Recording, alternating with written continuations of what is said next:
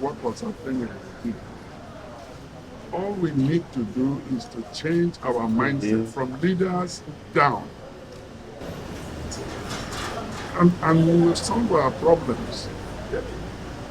Because I don't know what else we can do, because we are human beings, so we are creatures of habit. Talk to people in the churches, you have to talk to people in the schools, you have to talk to people in the mosques. No, everybody must be speaking the same language. Look, we're all here, we're all in the same boat. So if you rock the boat, all of us will sink. If you don't want to, if you don't want to die when you sink, then you have to behave the way the captains and the crew say we should go. What they need is an elite consensus among those who will be talking to them.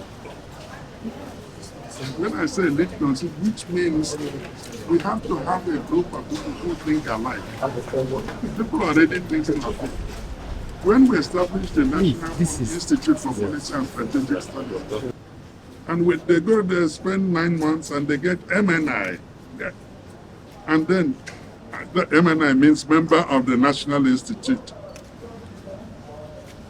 We are so tied to titles that it took over the real idea when you bring in the public sector, the private sector, the media, the academic. Thank you so much. Thank you so much, sir. Okay.